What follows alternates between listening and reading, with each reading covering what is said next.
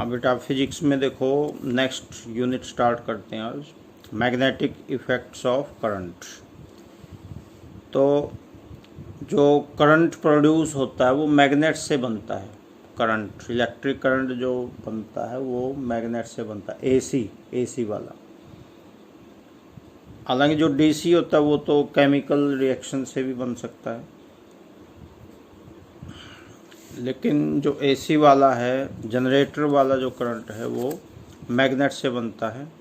तो magnetic field क्या होता है, कोई भी मैग्नेट है उसके आसपास का एरिया, जहाँ तक उसके इफ़ेक्ट को महसूस किया जा सके, उसको मैग्नेटिक फील्ड कहते हैं। The space around a current carrying conductor in which its effect can be experienced is called magnetic field. तो ये एक्सप्लेनेशन थोड़ी पढ़ लेना आपने। आगे नेक्स्ट है टॉपिक ओस्टर्स एक्सपेरिमेंट। ये डेनमार्क का साइंटिस्ट हुआ H.C. ओस्टर्ट। 1820 में इसने magnetic effects of electric current की डिस्कवरी की, आज से लगभग 200 साल पहले। और ये ही वो महान साइंटिस्ट हुए हैं जिन्होंने इलेक्ट्रिसिटी की डिस्कवरी की थी। पता लगाया था कि बिजली भी कोई चीज़ है, तो ये पता लगाया था H.C. ओस्टर्ट ने। हालांकि बिजली बनती कैसे है ये तो पता लगाया था माइकल फैराडे ने, लेकिन H.C. ओस्टर्ट डेनमार्क के साइंटिस्ट थे। इन्होंने पता लगाया था कि बिजली भी कोई चीज़ होती है। तो 200 साल के अंदर देखो कितनी तरक्की की है साइंस ने। एक से एक बिजली से चलने वाले इंस्ट्रूमेंट्स बन गए हैं जिनके बिना आज आदमी का गुजारा ही नहीं है।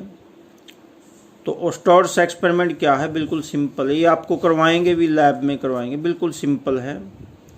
इसमें यह है कि ये वायर है ए बी वायर को अगर ये मैग्नेटिक नीडल है, मैग्नेटिक नीडल आपने देखी भी होगी फिजिक्स लैब में।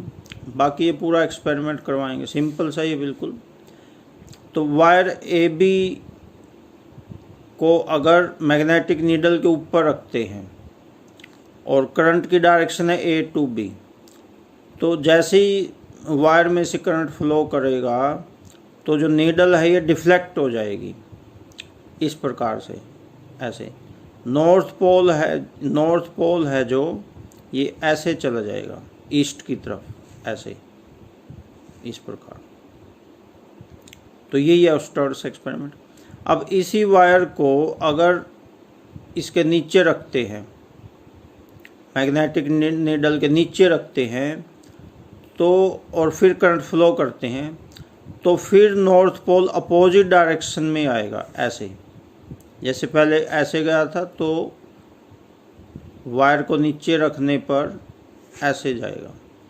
यानी वायर को ऊपर रखते हैं तो जो डायरेक्शन डिफ्लेक्शन की होगी, नीचे रखने पर जो डायरेक्शन है डिफ्लेक्शन की वो अपोजिट हो जाएगी, उल्टी हो जाएगी। पहले अगर नॉर्थ पोल इस साइड में आया है ईस्ट की तरफ, तो वायर को नीचे रखने पर नॉर्थ पोल वेस्ट की तरफ जाएगा, अपोजिट हो जाएगा। यही लिखा हुआ है इस एक्सप्लेनेशन में। ओस्टर्ट found that when a wire AB carrying current was held over magnetic needle INS such that electric current passes through। ये तो कंप्लीट आपने ये सारी एक्सप्लेनेशन ये वाली पढ़ लेनी है। तो the direction of magnetic field lines due to a straight current carrying conductor may B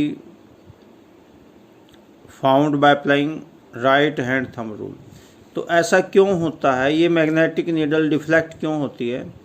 magnetic needle जो होती है ये भी एक टाइप की मैग्नेट होती है, छोटी सी मैग्नेट होती है ये। और जब वायर में से करंट फ्लो करता है तो इसमें मैग्नेटिक फील्ड बनता है। तार में से जब भी करंट फ्लो करता है तो उस तार में मैग्नेटिक फील्ड बनता है।